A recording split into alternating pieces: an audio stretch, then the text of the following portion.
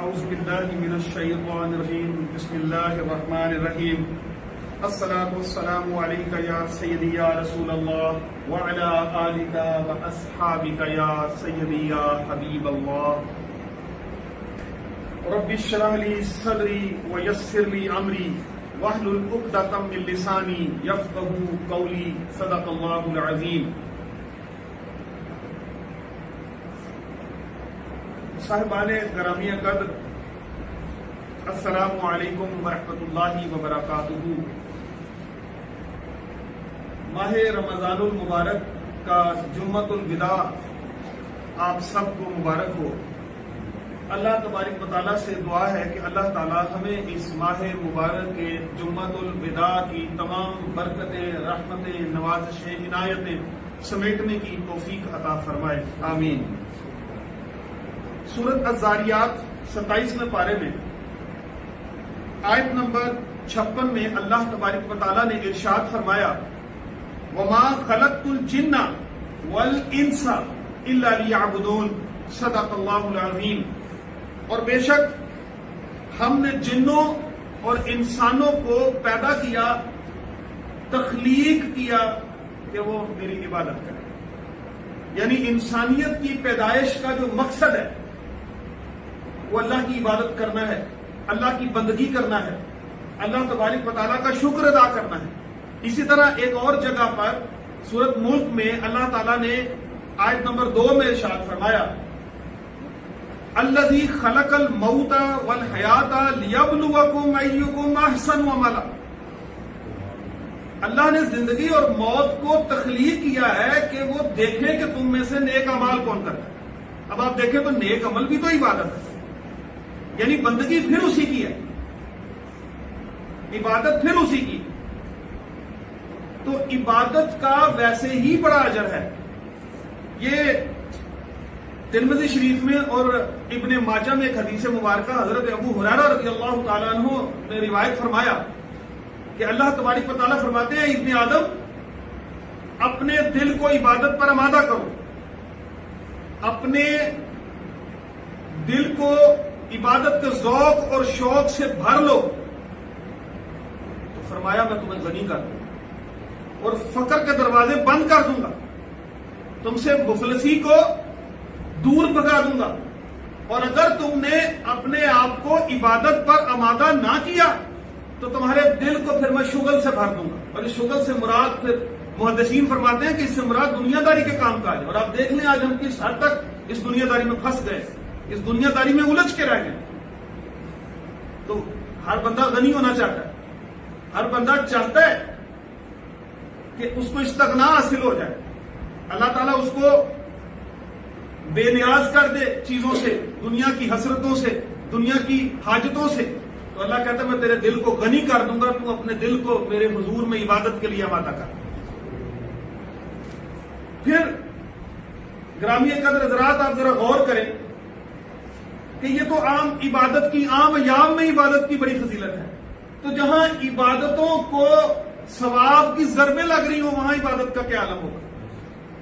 آج ہم آپ دیکھیں بازار میں اگر کہیں کوئی چیز ہمیں آسانی سے دستیاب ہے اور سستے داموں مل رہی ہے، آپ یقین کریں آپ اس بات کی تردید نہیں کر سکتے کہ دوڑ لگ جائے گی، ہم کہیں گے یار یہ مال جلدی مل رہا ہے، آسانی سے مل رہا ہے، سستا مل رہا ہے، اکٹھا کر لیں، سستا مل رہا ہے اس کو اکٹھا کر لیں، جلدی سے لے لیں۔ اور زیادہ ہم کوشش کرتے ہیں کہ ہم زیادہ سے زیادہ مال جو ہے وہ جمع کر لیں۔ ماہ رمضان المبارک میں نیکیوں کا بھی یہی حال ہے۔ اب ماہ رمضان ہم سے رخصت ہونے کو ہے، اللہ کا یہ مہمان مہینہ آہستہ آہستہ ہم سے رخصت ہو رہا ہے، ہم بالکل آخری ایام میں ہیں۔ ابھی بھی ایک رات، 29ویں رات جو متوقع لیلۃ القدر ہو سکتی ہے ہمارے پاس، وہ بھی الحمدللہ موجود ہے، اور وہی رات چاند رات بھی ہو سکتی ہے جس کو لیلۃ الجائزہ بھی کہتے ہیں۔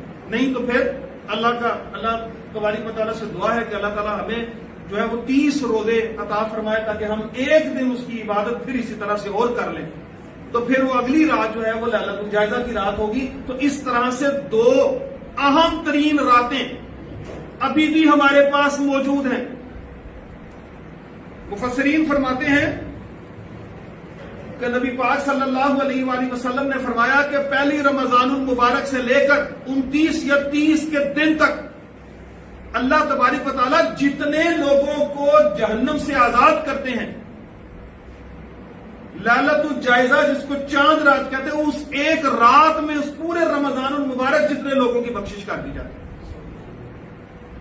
یہ اس کی فضیلت کا عالم ہے۔ پھر فرمایا انعام کی رات ہے، مشقتوں کے صلے کی رات ہے۔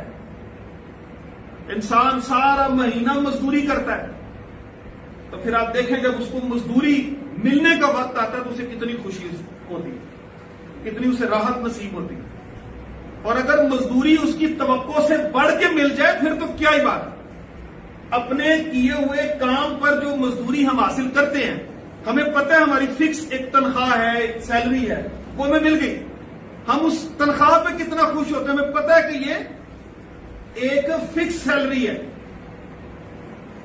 اور اگر کوئی شخص تنخواہ لینے جائے اسے پتہ لگے آگے ایک تنخواہ نہیں، اسے 70 تنخواہیں مل رہی، ایک نہیں اسے 700 گنا زیادہ مل رہے ہیں۔ آپ خود اندازہ کریں اس وقت اس کی حالت کیا ہوگا، اس کی خوشی کا عالم کیا ہوگا۔ تو آپ دیکھیں رمضان المبارک کی اس بابرکت رات میں اللہ تبارک و تعالیٰ نے ہمیں کئی گناہ عطا فرمانا ہے، اور وہ کئی گناہ کا اندازہ، اس کا کوئی پیمانہ، اس کی پیمائش انسان کر ہی نہیں سکتا۔ جہاں اللہ نے بے حساب اجر و ثواب کی بات کی وہاں یہی کہا کہ آپ کو کیا معلوم، وما ادراک ما لیلۃ القدر، خود ہی بتا دیا کہ آپ کو کیا ادراک ہو سکتا ہے۔ اے انسان، تجھے اس کی فہم و فراست ہی نہیں، تجھے ادراک ہی نہیں یہ رات کیسی۔ اسی طرح فرمایا کہ تمہیں اس رات کے اجر اور ثواب کا علم نہیں۔ شعب الایمان میں 3421 نمبر حدیث میں نقل فرمایا کہ مشقتوں کے صلے کی رات ہے، یہ مزدوری حاصل کرنے کی رات ہے، اور مزدوری بھی وہ جو اللہ تبارک و تعالیٰ نے اپنے فضل اور کرم سے کئی گنا بڑھا کے انسان کو عطا کر دی۔ اور آپ کو اس ایک رات کی فضیلت کے حوالے سے ایک حدیث مبارکہ سناؤں۔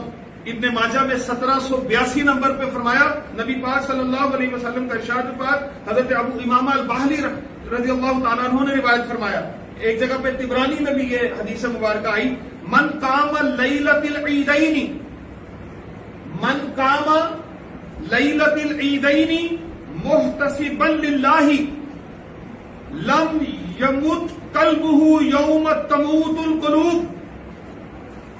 فرمایا من قام، جو کھڑا رہا، لیلۃ العیدین، عیدین کی راتوں کو۔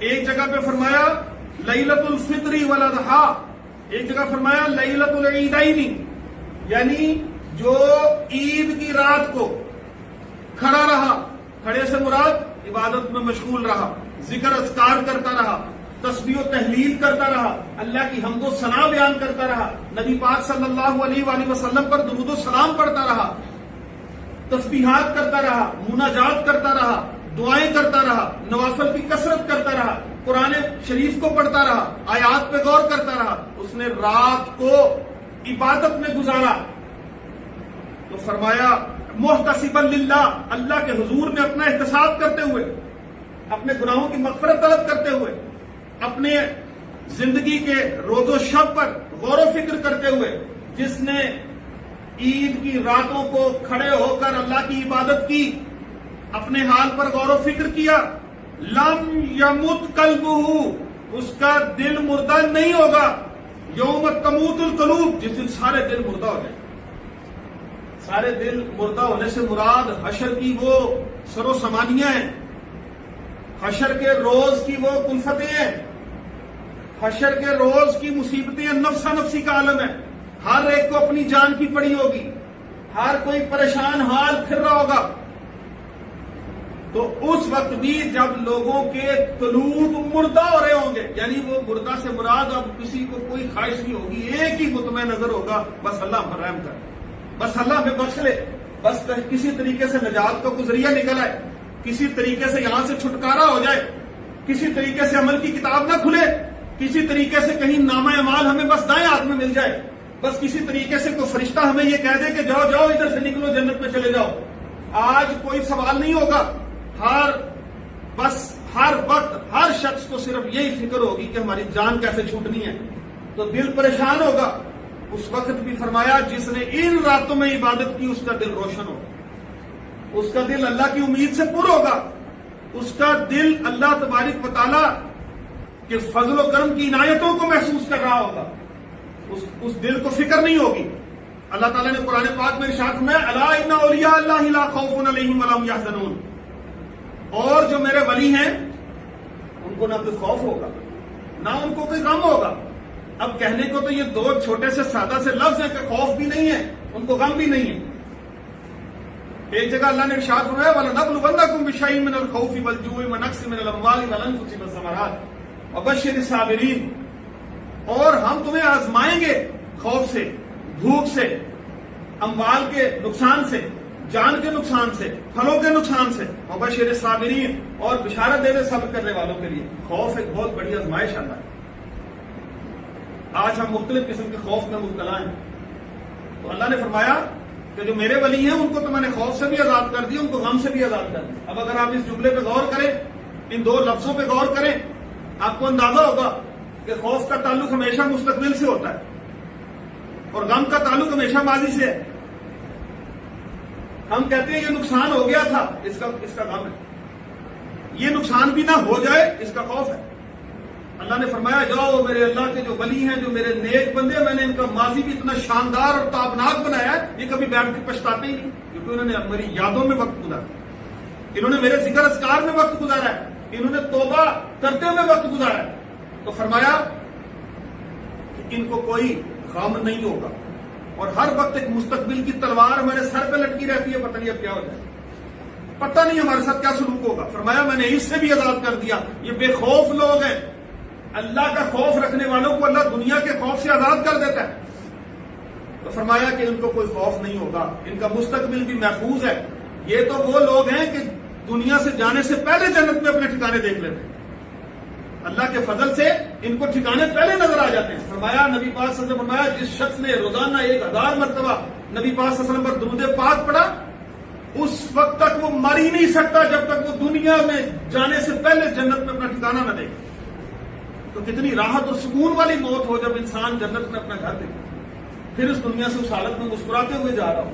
تو لوگ رش کرتے ہیں ایسی موت کے اوپر. تو فرمایا جس دن تمام دل بھی مردہ ہو رہے ہوں گے تو وہ دل مردہ نہیں ہوگا جس نے ان راتوں میں قیام کیا ہوگا, ان راتوں میں جس نے اللہ تبارک و تعالیٰ کے حضور میں معافی طلب کی ہوگی. تو حضرت معاذ بن جبل رضی اللہ تعالیٰ عنہ نقل فرماتے ہیں کہ حدیث مبارکہ 4 راتیں ایسی ہیں جس میں عبادت کا اجر ہی پڑا. وہ 4 راتیں لیلۃ الترویہ 8 ذو الحج کی رات, پھر لیلۃ العرفہ عرفات کا دن 9 ذو الحج کی رات, اور پھر لیلۃ النہر 10 ذو الحج کی رات, اور لیلۃ الفطر یعنی جس کو شب چاند کہتے ہیں, جس کو چاند رات کہتے ہیں, لیلۃ الجائزہ کہتے ہیں. یہی حدیث ترغیب و ترہیب میں ایک اور طریقے سے بھی آئی, اس میں 5ویں شب یعنی 15 شعبان کا بھی اضافہ کیا گیا. فرمایا جس نے ان راتوں میں اللہ تبارک و تعالیٰ کی عبادت کر لی تو بے حساب و کتاب اللہ نے اجر عطا فرما دیا. تو یہ ہمارے پاس غنیمت ہے کہ یہ رات ہماری زندگی میں آ رہی. پھر عید الفطر کی رات کو لیلۃ الجائزہ کے صبح کو فرشتے پھیل جاتے ہیں. حدیث مبارکہ فرشتے پھیلتے اور پکارتے ہیں چلو اپنے رب کریم کی بارگاہ میں چلو, اس بڑے بلند رب کی بارگاہ میں چلو جو ہر گناہ کو معاف کر دینے والا ہے. حتیٰ کہ مسلمان تیار ہو کر تو عیدگاہ کی طرف تشریف لے جاتے ہیں, عید کی نماز پڑھنے وہ نکل کھڑے ہوتے ہیں, اور وہاں پھر اللہ تبارک و تعالیٰ فرشتوں سے کہتے ہیں کیا فرشتوں بتاؤ ذرا میرے ان نیک بندوں کا بدلہ کیا ہے. فرشتے عرض کرتے ہیں یا اللہ ان کو ان کی عبادتوں کا, ان کی ریاضتوں کا, ان کی مشقتوں کا پورا پورا صلہ دیجیے. اللہ فرماتے پھر گواہ ہو جاؤ کہ میں نے ان کے سارے گناہوں کو بخش دیا. فرشتوں گواہ ہو جاؤ میں نے ان کے گناہوں کو بخش دیا ہے, میری رحمت میرے غضب پر غالب آ چکی ہے, میں نے ان کے سارے گناہ بھی معاف کر دیے, ان کی نیکیوں کو میں نے قائم رکھا ہے, اور اب یہ گناہوں سے بالکل ایسے پاک ہو گئے جیسے کہ پہلے دن دنیا میں آئے. میں نے ان کو بخش دیا ہے, میں نے ان کو معاف کر دیا ہے. تو یہ ان راتوں کی فضیلتوں کی باتیں ہیں، لیکن افسوس، صد افسوس کہ چاند رات کو جب رمضان المبارک کا اختتام ہوتا ہے اور شوال کا چاند نظر آتا ہے تو حدیث مبارکہ پر ہمارا ایمان تو واقعی ہے کہ اس سے پہلے سرکش شیطانوں کو جکڑ دیا جاتا ہے اور پھر ظاہر اس رات چھوڑ دیا جاتا ہے، اور پھر ان کا چھوڑنا ہماری زندگیوں میں نظر آنا شروع ہو جاتا ہے۔ لوگ مسجدوں سے غائب، چاند رات کو عشاء کی نماز میں مسجد میں نمازی نظر نہیں آتے۔ میں نے اسی لیے پہلے آپ کو اس رات کی فضیلت بتائی ہے، اور پھر آپ اندازہ کریں اگر ہم اسی طرح لہو و لعب میں مبتلا ہو گئے، اسی طرح شغل تماشوں میں لگ گئے، جی مہمان آ رہے ہیں، جی لباس پورے کرنے ہیں، فلاں چیز نہیں، بازاروں کو دوڑو، دنیا کی رونقوں میں پھر سے مگن، شیطان کھل گئے، نفس پھر بے قابو ہو رہا ہے، انسان عبادت سے جی کترا رہا ہے اور اسے پتہ ہی نہیں کہ وہ اللہ کے حضور سے ملنے والی کتنی عظیم نعمتوں کو چھوڑ رہا ہے، کتنی عظیم نعمتوں سے محروم ہو رہا ہے۔ آپ مجھے ایک بات بتائیں، پورا مہینہ کسی نے مزدوری کی ہو، پورا مہینہ کسی نے مزدوری کی، کبھی ایسا ہوا کہ مزدوری ملنے کا وقت آئے اور وہ بھاگ جائے؟ دنیا کے کاموں میں تو ہمیں بڑی عقل ہے، ہم تو مزدوری لینے مالک کے در پہ کھڑے رہے، ہم تو کہیں ہم اس کی جان نہ چھوڑیں جب تک کہ ہمیں مزدوری نہ دے دو۔ یہاں تو میرے رب کریم خود آمادہ ہے کہ بندے آ اور مجھ سے کئی گنا زیادہ لے جا۔ اور اس رات طرح طرح کے تماشے شروع ہو گئے، طرح طرح کی محفلیں شروع ہو گئی، گانے بجانے شروع ہو گئے، وہ ساری کی ساری رحمتیں برکتیں آپ خود دیکھیں۔ اس رات کو جو کچھ ہو رہا ہوتا ہے پھر نظر آتا ہے نا کہ اس سے پہلے واقعی اللہ کی رحمتیں تھیں، اللہ کے نیک بندوں پہ یہ رحمتیں قائم رہتی ہیں۔ میں پہلے بھی عرض کی تھی کہ رمضان المبارک اللہ کا مہمان مہینہ ہے، اور مہمان جب کسی کے پاس آتا ہے نا تو دو چیزیں لے کر آتا ہے، ایک یہ کہ وہ اپنا رزق لے کر آتا ہے، ایک یہ کہ وہ اللہ کی رحمتیں لے کر آتا ہے۔ جب وہ واپس جاتا ہے تو وہ اپنا رزق کو ساتھ لے جاتا ہے لیکن رحمتیں ضرور چھوڑ جاتا ہے، لیکن اس کے پاس، اس میزبان کے پاس جس نے اس کی قدر کی ہوتی ہے۔ تو اللہ کے نیک بندوں کی تو پھر یہ رحمتیں اور یہ جو عنایتیں یہ جاری رہتی ہیں، لیکن غافل بندے جو اپنے آپ کو پتہ نہیں کس طرح وہ گھٹ گھٹ کر یہ وقت گزار رہے ہوتے ہیں کہ یار کسی طریقے سے یہ مشقت ختم ہو اور پھر آزاد زندگی بسر کریں، انہیں احساس ہی نہیں اس بات کا کہ اللہ نے ان پر کتنی رحمتیں کی ہوئی۔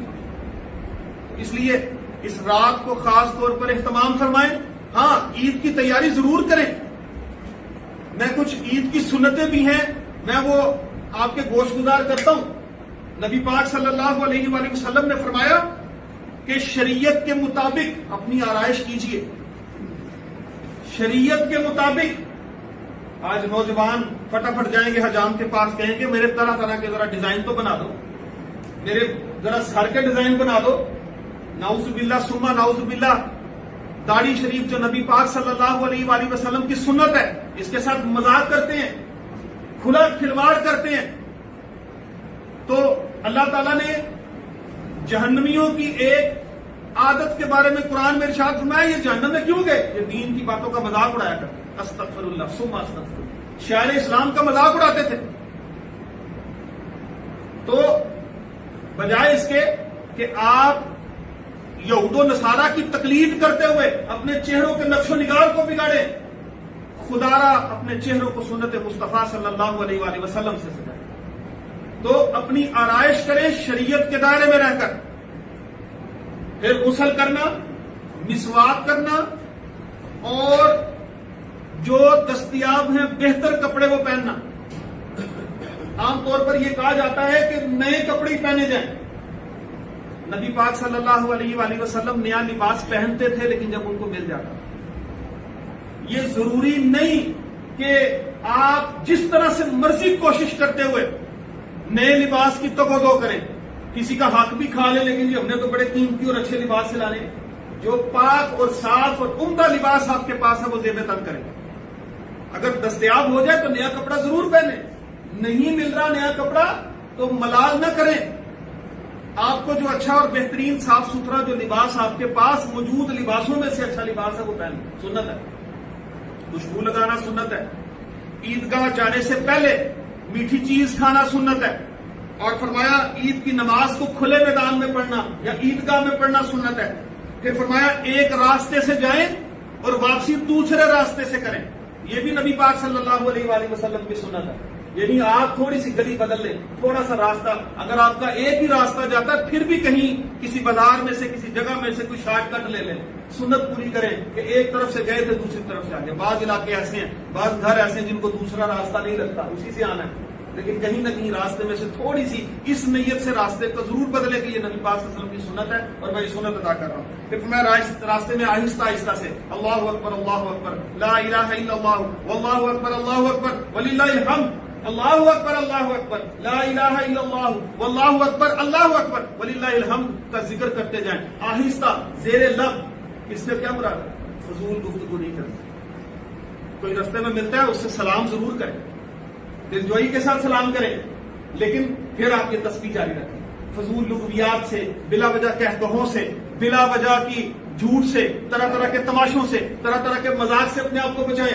جاتے ہوئے بھی ذکر کریں, آتے ہوئے بھی ذکر کریں.